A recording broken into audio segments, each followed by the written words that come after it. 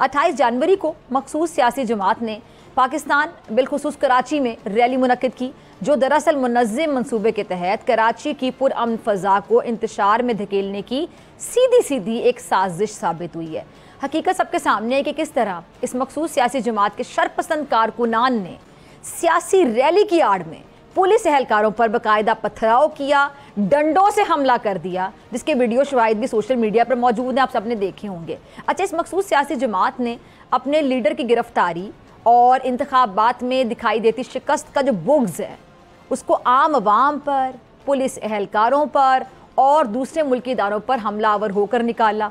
और जलसे के दौरान शरपसंदों ने एक बार फिर पुलिस से ना सिर्फ बदज़बानी की बल्कि पुरतशद्दुद रास्ता भी अपनाते हुए पथराव करना शुरू कर दिया, जिसके नतीजे में SHO समेत मुतादिद पुलिस एहलकार ज़ख्मी हो गए हैं। और वाक़े की जो कवरेज करने वाले निजी TV चैनल के कैमरामैन हैं उनको भी शदीद ज़ख्मी करते हुए उसका कैमरा तक तोड़ दिया है। अब एक सवाल है, बड़ा बुनियादी सवाल, कि इस जमात को इंतशार से आखिर कैसे रोका जाए, क्योंकि ये सिलसिला तो बढ़ता चला जा रहा है और खुदा ना ख्वासा कहाँ जाके रुकेगा अगर इनको ना रोका गया। इस सब पे बात करने के लिए मेरे साथ मौजूद हैं सीनियर रहनुमा IPP फैजुल हसन चौहान साहब। बहुत शुक्रिया ज्वाइन करने के लिए, चौहान साहब वक्त देने के लिए। चौहान साहब, आपकी जो साबिक जमात है बाज नहीं आ रही है, मुस्तकिल तौर पे हम देख रहे हैं कि जो सियासी अदम इस्तेहकाम इसको दावत दे रही है। क्या है गम व गुस्सा जो निकाले चले जा रहे हैं?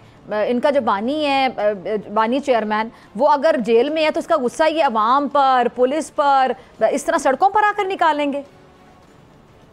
बिस्मिल्लाहिर्रहमानिर्रहीम। देखें, ये दिन ब दिन सूरत हाल बिगड़ती जा रही है और उसकी बुनियादी वजह बानी चेयरमैन तहरीक इंसाफ का अपना एटीट्यूड, अपनी पॉलिसी, अपना रवैया और अपनी कैंपेन थी। मैं ये समझता हूँ कि अच्छी भली एक पार्टी थी, एक सोबर पार्टी थी, एक पॉपुलर पार्टी थी, एक अपर मिडिल क्लास, पढ़ी लिखी अपर मिडिल क्लास की नुमाइंदा पार्टी थी। लेकिन बानी चेयरमैन तहरीक इंसाफ ने कुछ लोगों के इशारों पे नाच कर और कुछ बैरूनी ताकतों के इशारों पे नाच कर इसको एक दहशतगर्द पार्टी बना दिया है।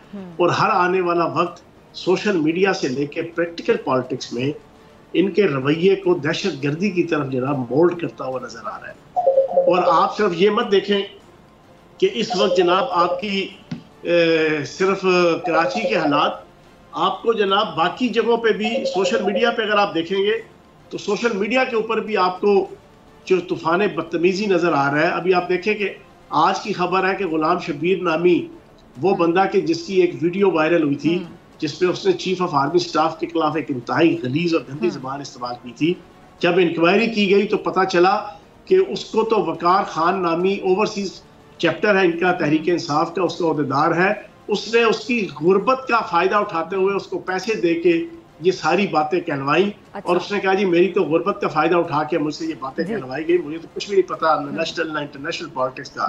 इस अंदाज से मुल्क दुश्मन ताकतों की एजेंसियों की गोद में बैठ के तहरीक इंसाफ मुसलसल पाकिस्तान की आवाम के जहनों को खराब कर रही है, अदारों के हवाले से, अदालतों के हवाले से और पाकिस्तान के जितने उनके सियासी मुखालफीन है।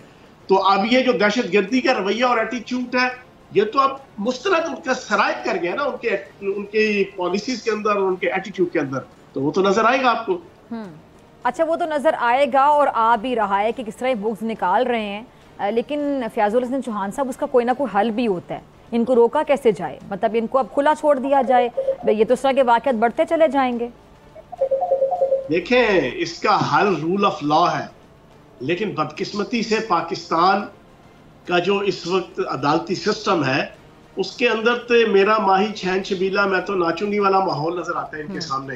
इनके जो कल्प्रेट्स हैं जिन्होंने 9 मई को आर्मी की तंसीबात पे हमला किया, सिविल तंसीबात पे हमला किया, और चेयरमैन तहरीक इंसाफ के हवाले से भी जनाब आइए आपका इंतजार था, देर लगी आने में, तुमको शुक्र है फिर भी आए, तो ये वाला जनाब गाना गुनगुनाते हुए चीफ जस्टिस बंदयाल साहब उनका इस्तकबाल करते हैं। इतना बड़ा ब्लंडर करने के बाद VVIP तरीके से उनको जनाब सरकारी लैंड क्रूजर के अंदर सुप्रीम कोर्ट लाया जाता है और वापसी पे वो उस तरह डॉन की तरह चलते हुए वापस गए जैसे उन्होंने कश्मीर फतह किया है और जैसे उन्होंने फलस्तीन की आज़ादी के लिए हाथ में बंदूक लेके जंग लड़ी है। और वो वापसी में उनका स्टाइल और उनकी आकड़ और उनका तकब्बुर और उनका गुरूर इस अंदाज का था। फिर मुसलसल पिछले 8 महीनों से जो पाकिस्तान की अदालती सिस्टम के अंदर इनको रिलैक्स मिलता है। मजेदार बात यह है कि उन तमाम मफरूरों को जिनकी audio, video, geo fencing, CDR मौजूद है, लोगों ने, सारी दुनिया ने देखी मीडिया के जरिए से कि ये हमला आवर हुए हैं जनाब सरकारी और मिलिट्री तंजीबात पे, उनको इलेक्शन लड़ने की इजाजतें मिल रही हैं, उनको पूरा प्रोटोकॉल मिल रहा है। तो जनाब जब इस किस्म का एटीट्यूड होगा पाकिस्तान के अदालती सिस्टम का, तो फिर ये दहशतगर्दी का एटीट्यूड मजीद बढ़ेगा। सब्सक्राइब करें और बेल दबाएं ताकि कोई खबर रह न जाए।